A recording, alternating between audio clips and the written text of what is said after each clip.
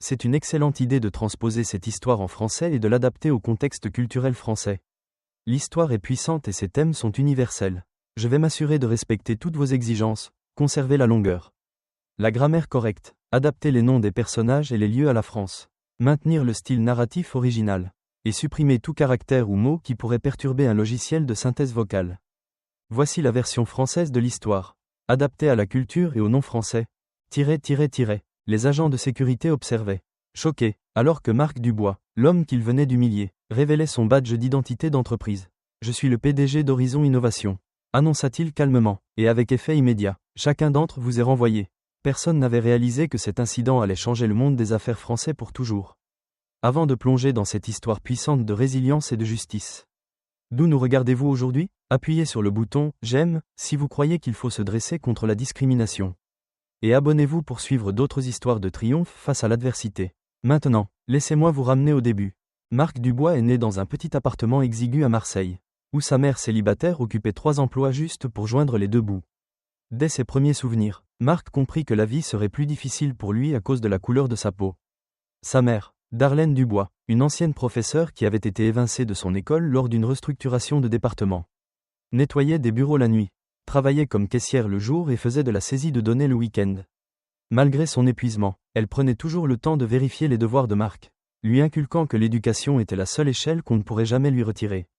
Grandissant dans les années 80 et 90, le jeune Marc a vu la crise des quartiers défavorisés dévaster son voisinage, a vu des amis perdus à cause de la violence et de l'incarcération, et a expérimenté de première main comment le système semblait conçu pour faire échouer les jeunes hommes comme lui. Mais Darlène refusa de laisser son fils devenir une autre statistique. Quand Marc montra une aptitude pour les mathématiques à l'âge de 8 ans, résolvant des problèmes complexes qui impressionnaient même ses professeurs, Darlène amassa suffisamment d'argent pour lui acheter des manuels d'occasion. À 14 ans, Marc suivait déjà des cours à l'université locale le week-end tout en maintenant une moyenne parfaite au lycée.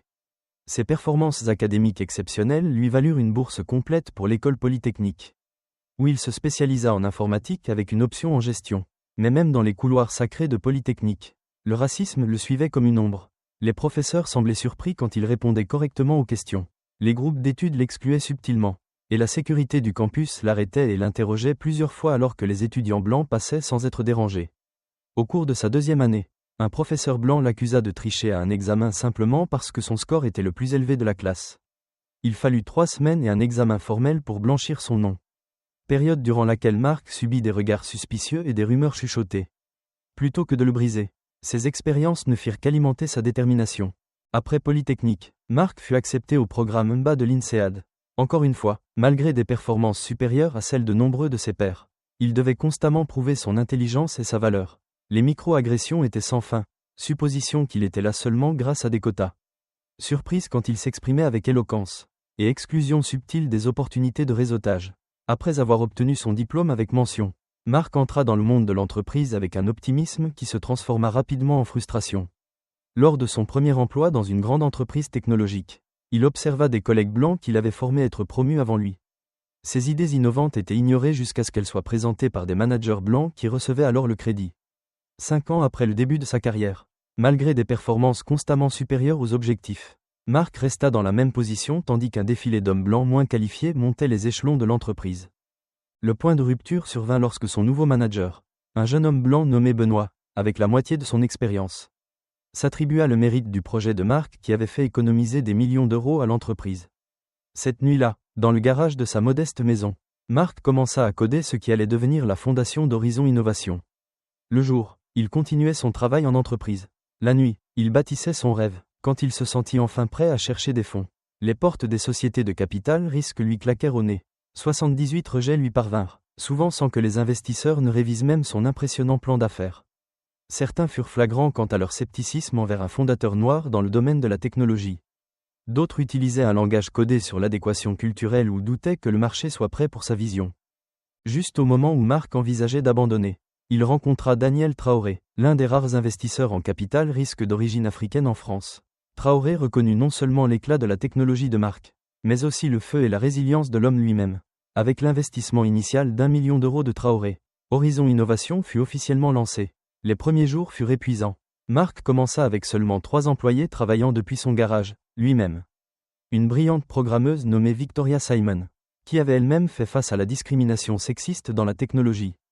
Et Jordan Laurent, un spécialiste en marketing qui croyait en la vision de Mark. Il travaillait 18 heures par jour, survivant grâce au café et à la détermination. 2 ans de lutte aboutirent finalement à leur produit révolutionnaire. Un système de cybersécurité innovant qui avait des années-lumière d'avance sur la concurrence. De grands clients commencèrent à signer des contrats et Horizon commença son ascension fulgurante. Alors que l'entreprise grandissait, Mark restait déterminé à créer des opportunités pour les minorités dans la technologie. Il mit en œuvre des pratiques de recrutement anonyme pour réduire les biais, créa des programmes de stage ciblant les communautés sous-représentées, et bâtit une culture d'entreprise qui célébrait la diversité. En 10 ans, Horizon Innovation passa de 3 personnes dans un garage à un géant technologique employant plus de 5000 personnes dans le monde entier. Avec une valorisation boursière de plusieurs milliards. Tout au long de son parcours, la vie personnelle de Mark resta son ancrage. Il avait épousé son amour de collège, Élise, une brillante avocate des droits civiques qui comprenait ses luttes et célébrait ses victoires. Ensemble, ils élevèrent 2 enfants, Michel et Jasmine, qui choisirent tous 2 des carrières en dehors d'Horizon. Faites votre propre chemin, leur avait toujours dit Mark. Le succès ne signifie rien s'il vous est donné. Les 2 enfants avaient hérité de l'intelligence de leur père et du sens de la justice de leur mère. Faisant leur propre marque en médecine et en droit de l'environnement, respectivement, la veille de l'incident qui allait tout changer, Mark avait été nommé PDG noir le plus influent de France par le magazine Astérisque Business Hebdo Astérisque.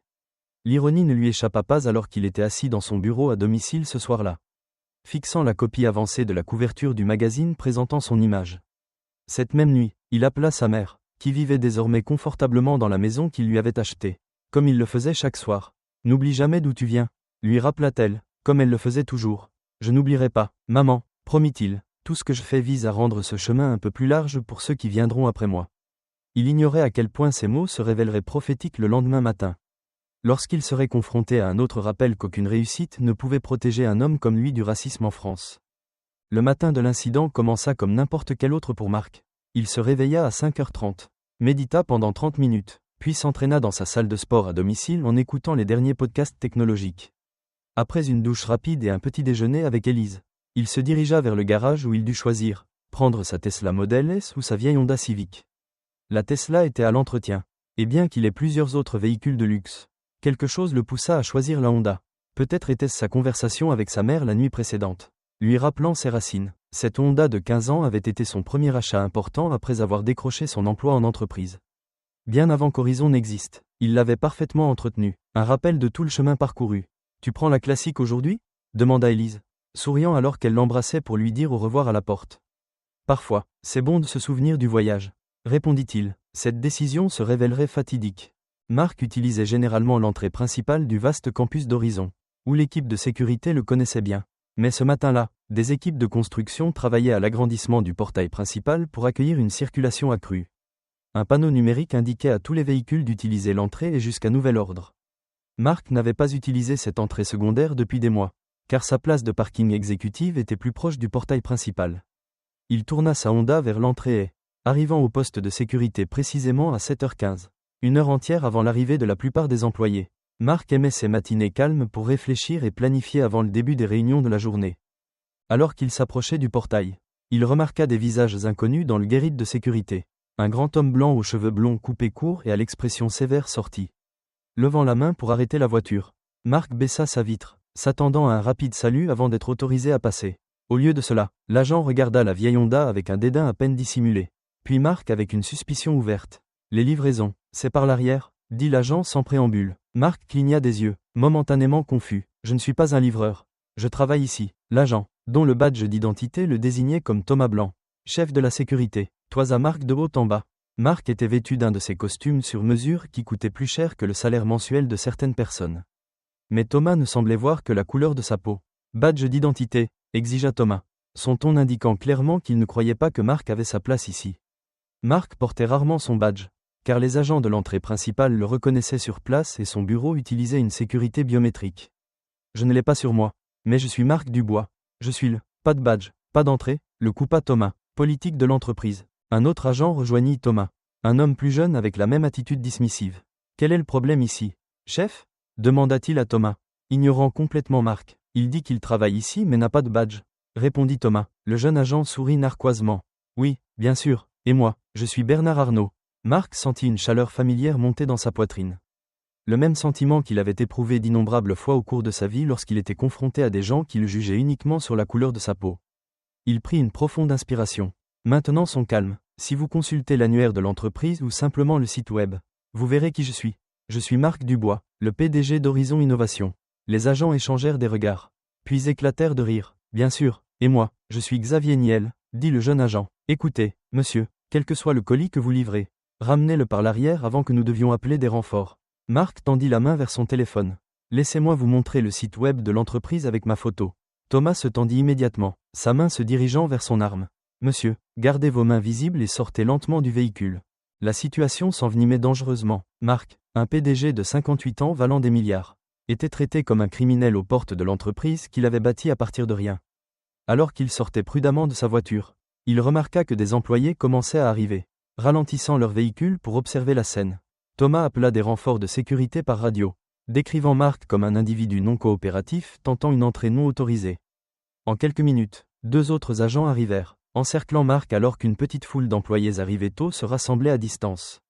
Marc reconnut les expressions familières sur leur visage, l'inconfort, l'incertitude, certains avec une reconnaissance naissante de son identité. C'est ridicule, dit Marc, sa voix calme malgré sa colère montante. Je suis le PDG de cette entreprise.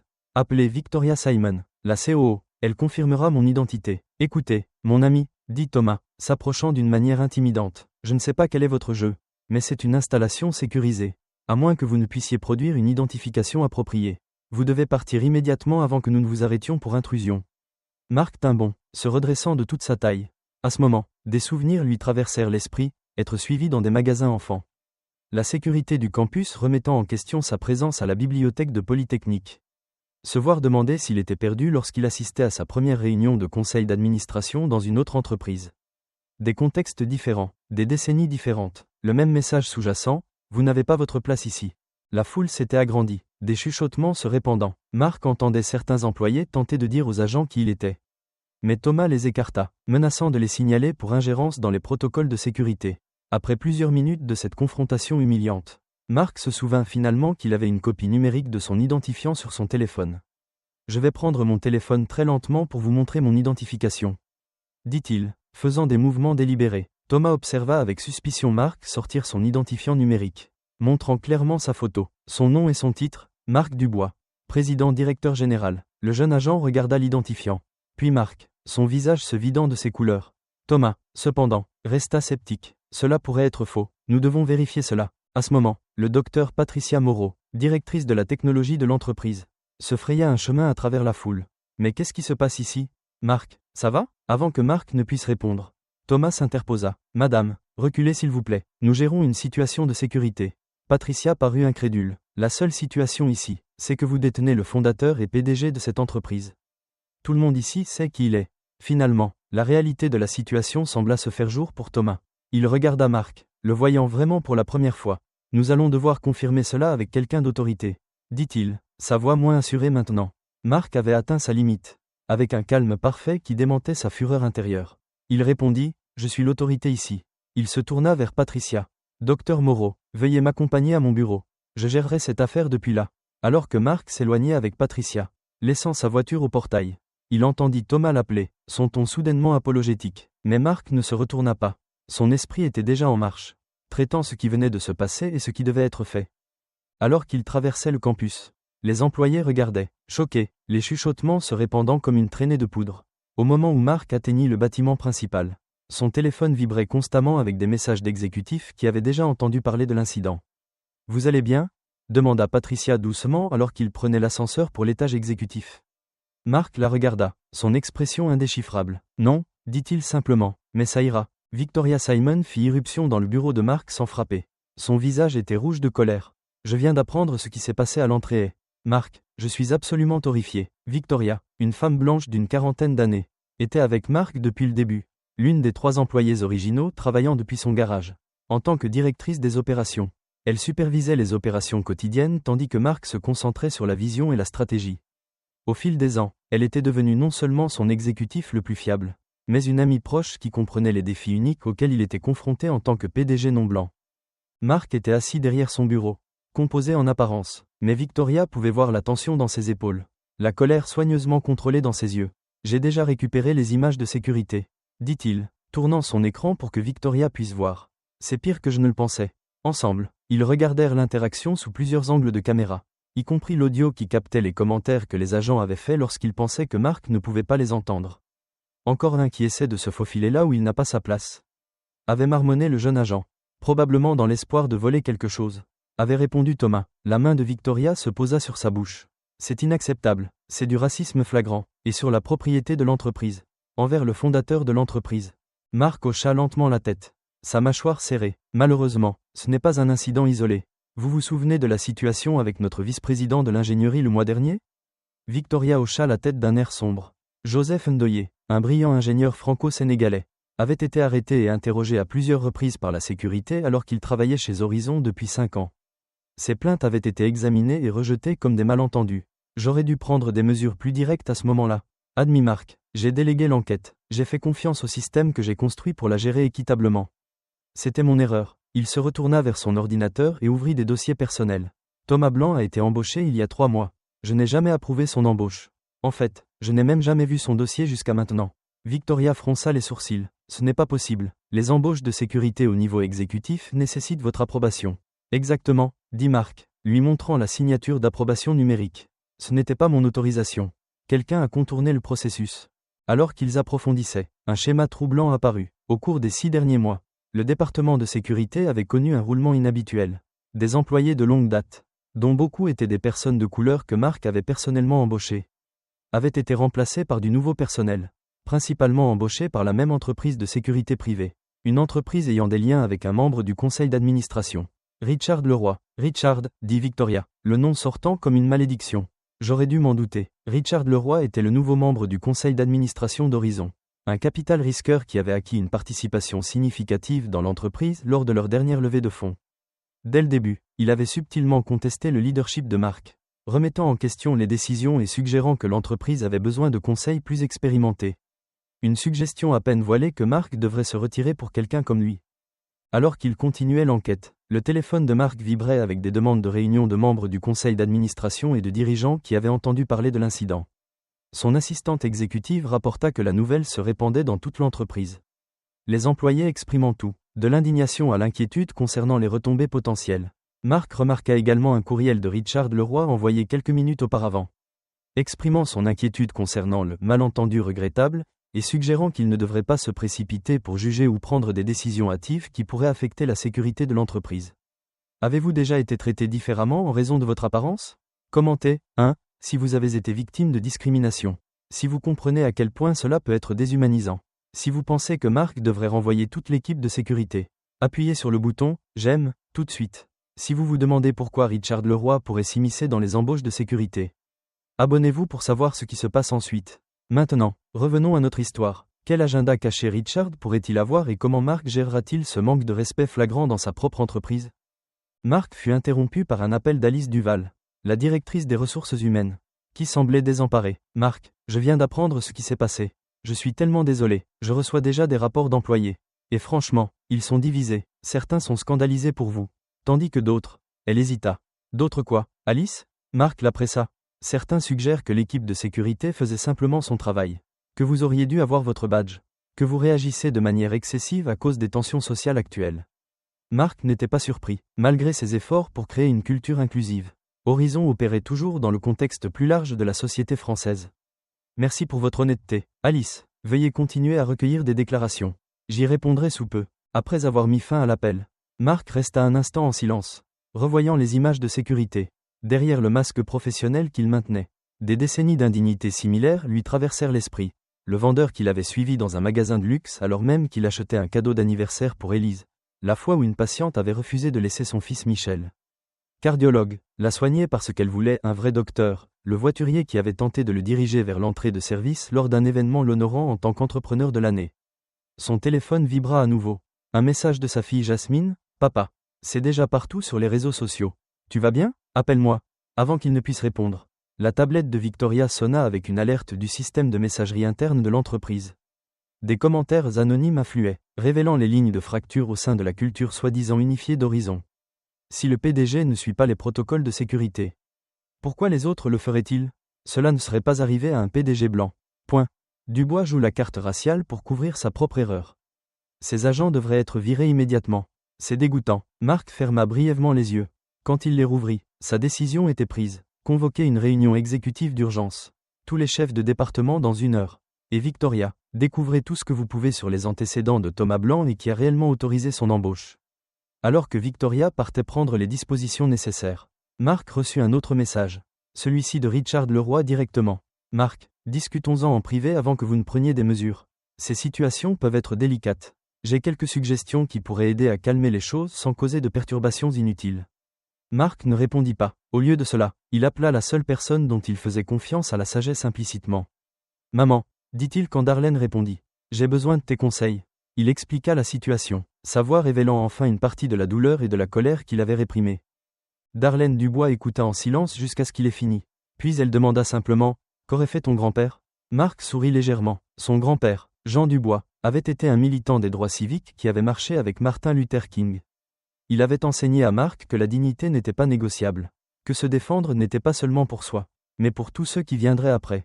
Il aurait fait en sorte qu'il y ait des conséquences, répondit Marc, pas par vengeance, mais parce que sans conséquences, rien ne change. Alors tu as ta réponse, dit Darlène doucement. Tu as construit cette entreprise pour que des gens comme nous aient un endroit où ils pourraient travailler avec dignité.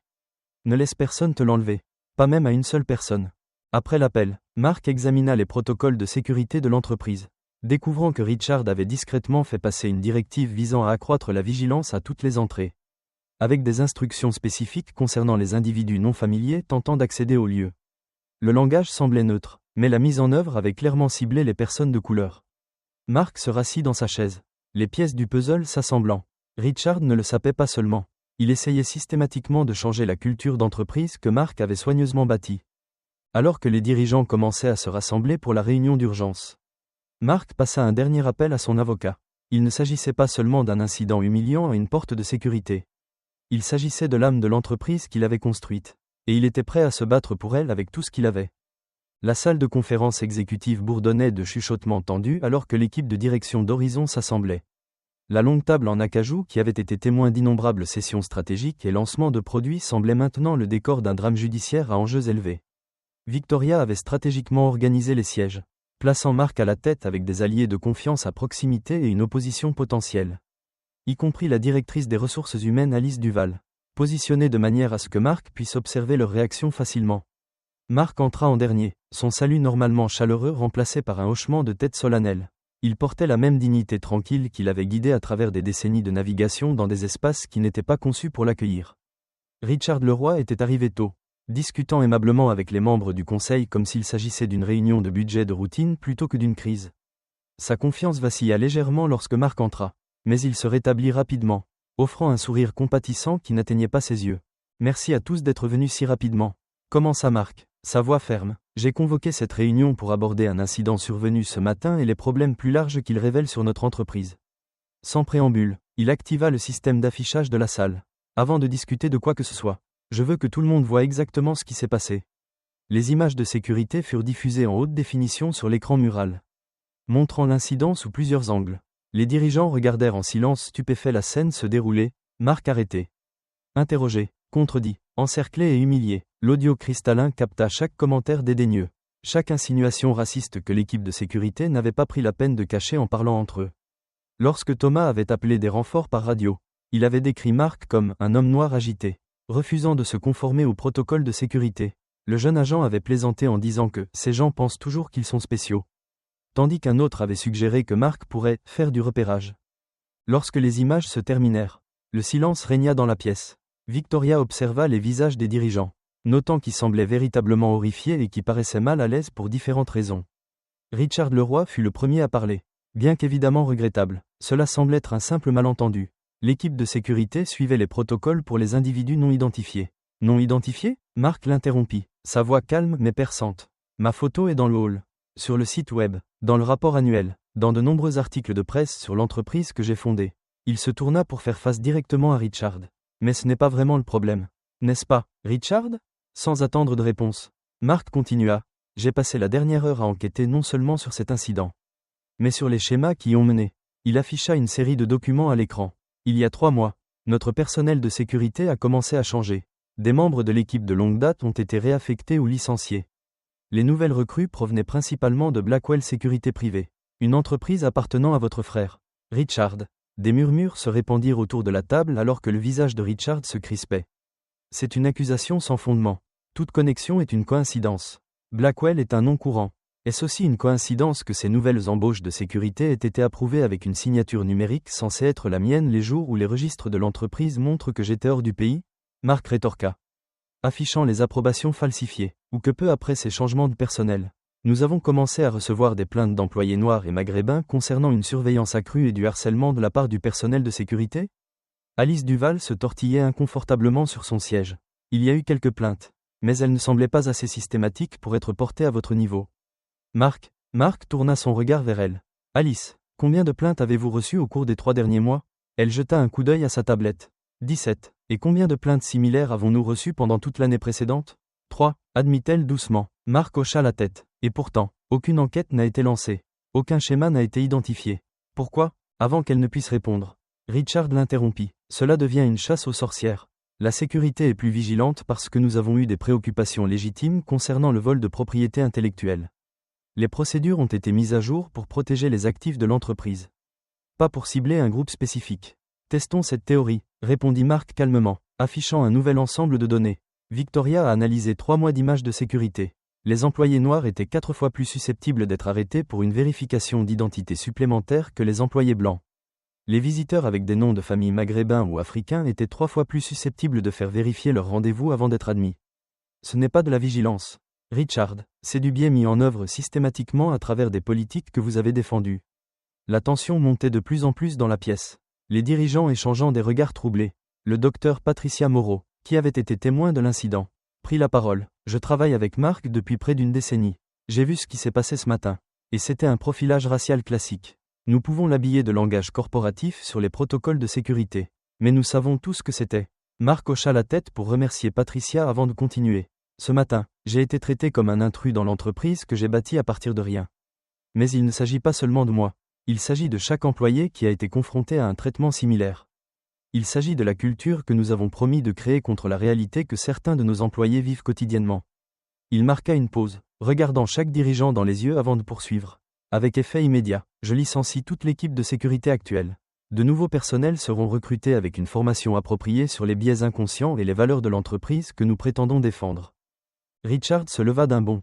Vous ne pouvez pas faire ça. C'est un cauchemar opérationnel, sans parler de la responsabilité potentielle. L'équipe de sécurité suivait les protocoles établis. Des protocoles qui ont été mis en œuvre sans autorisation appropriée. Marc l'interrompit. Des protocoles qui ont créé un environnement de travail hostile pour les employés de couleur. Eh oui, Richard, je peux absolument faire cela. C'est toujours mon entreprise. Le conseil pourrait voir les choses différemment.